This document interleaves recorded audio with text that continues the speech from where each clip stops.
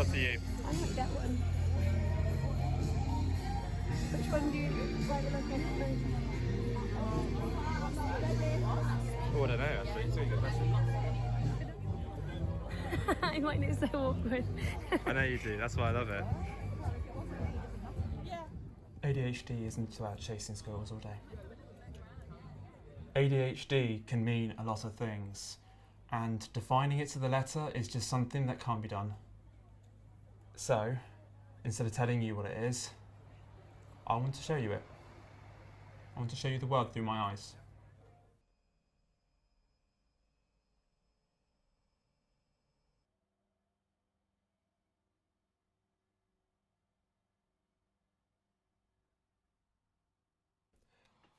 I was diagnosed with ADHD when I was 10 years old, and all my life I've struggled with a lot of traits that people like me have, like having a bad short-term memory and, losing focus.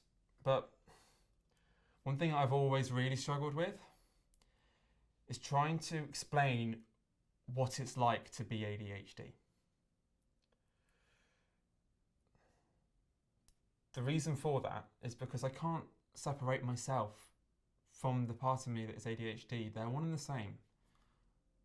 I am ADHD and I am me. And because of this, words just aren't enough.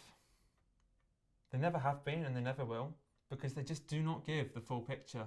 Because you can explain one moment, but you can't explain them all. So, I'm trying a new approach. This film is designed to show you what it's like to be ADHD.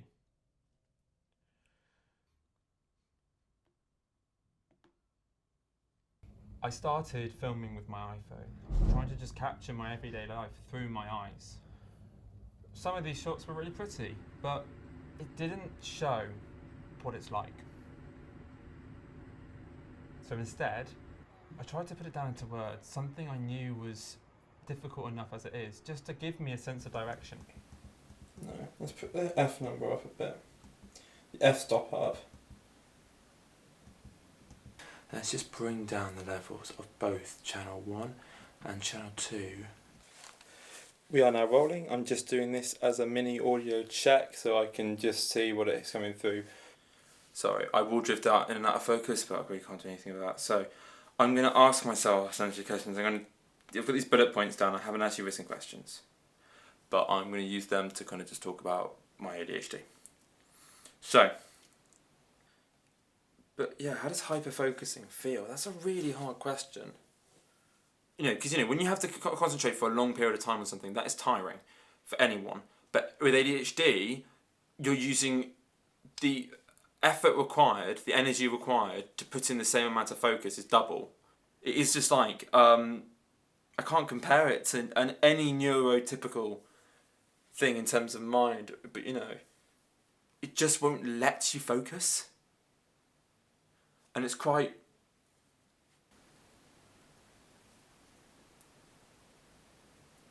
Brain's gone. No, brain's gone. I've been filming for no longer than 15 minutes. Setup took me like 20 minutes, whatever. I'm already tired. Yeah, I think I am going to go out to training tonight. But I'm going to take the camera.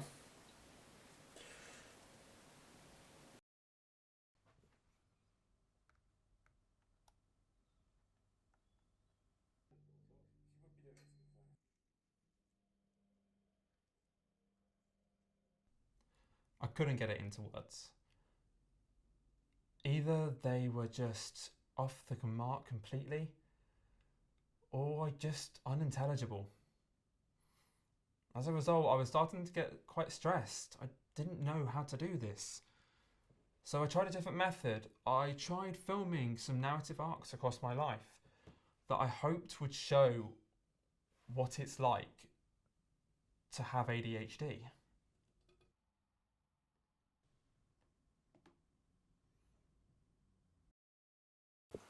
Focus.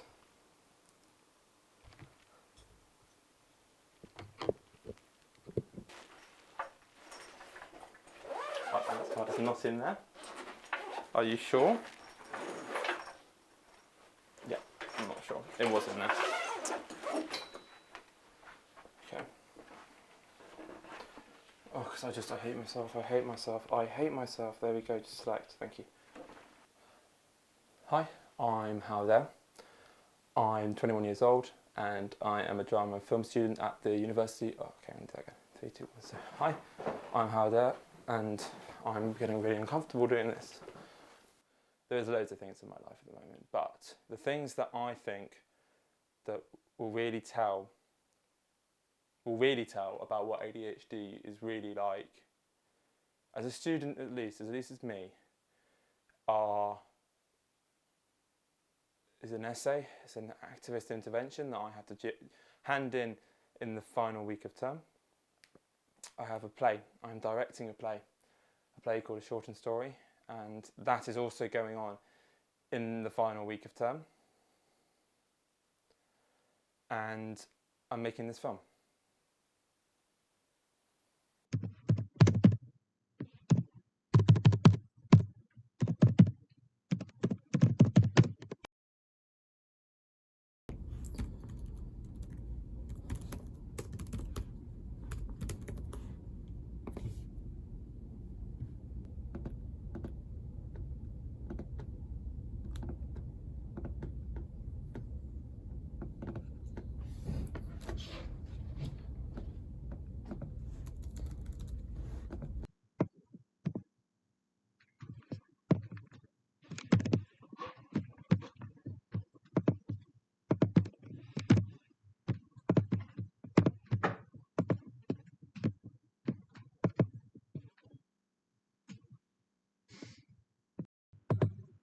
They found ways. Second, had frequent contact with free people. First, the slaves were an integral part of the island's marketing network, selling and bartering produce from their provision grounds, fish, small game, and poultry.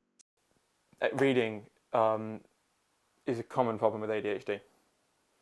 I find it really, really hard because it takes twice the energy, twice the focus to figure out what the words mean. That's an awful explanation. Basically, the actual act of reading takes up so much energy that figuring out what the words mean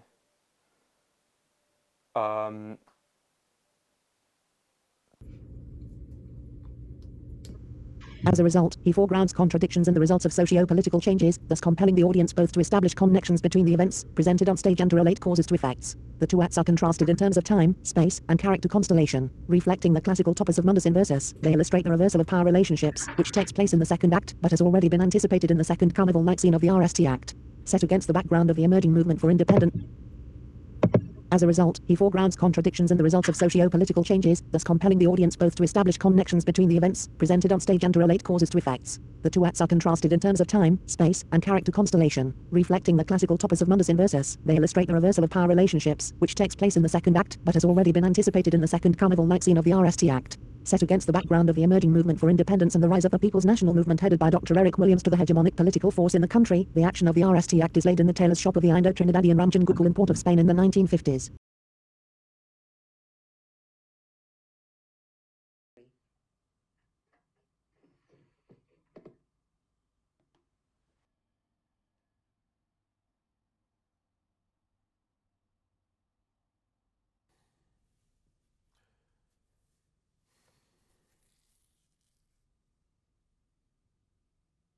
Reading can become quite exhausting after a while.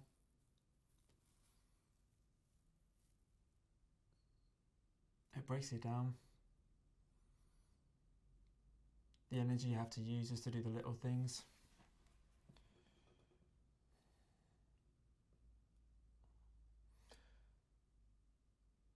It's degrading.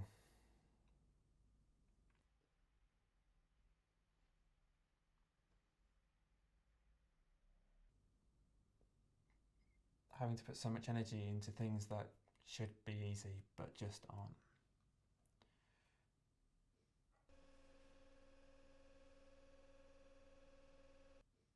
Yeah, after a while that can be a bit much.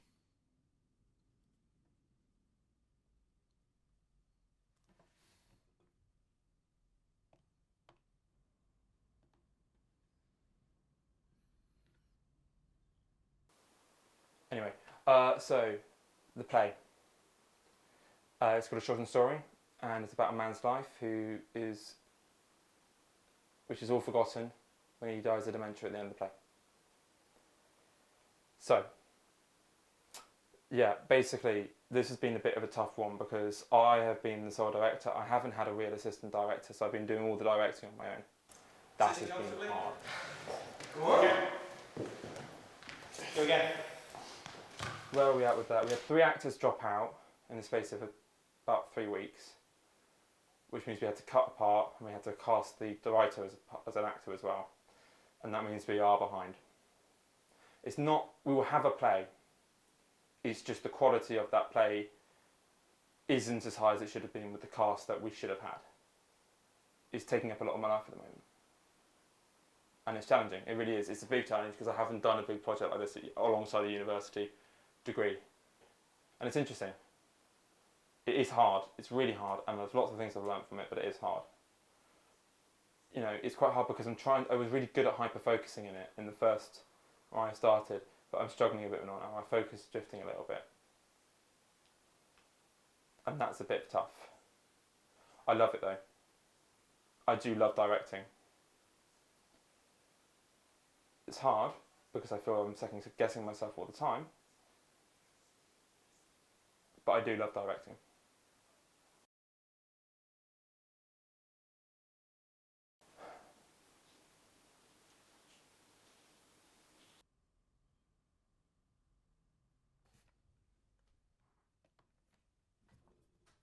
I wasn't able to get the narrative arcs I aimed to. It ended up that the things that I was doing, like writing that essay and directing the play, they just took up too much of my time. I didn't have the opportunity to try and create a narrative arc outside of it. The play, the opening night, was a complete disaster. The tech went about as long as it possibly can. But the second night was better. The second night was good. Once we fixed the tech, the actors, you know, they did brilliantly.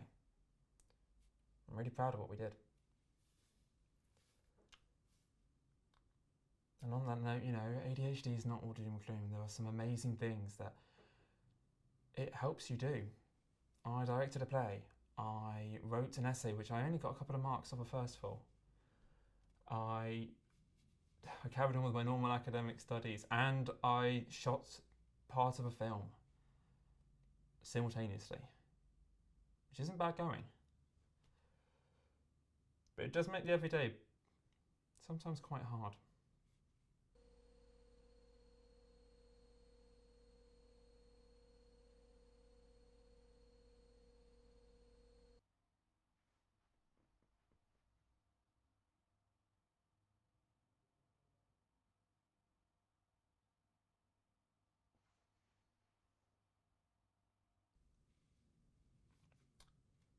I don't know if this film's worked, but I hope you've learnt something.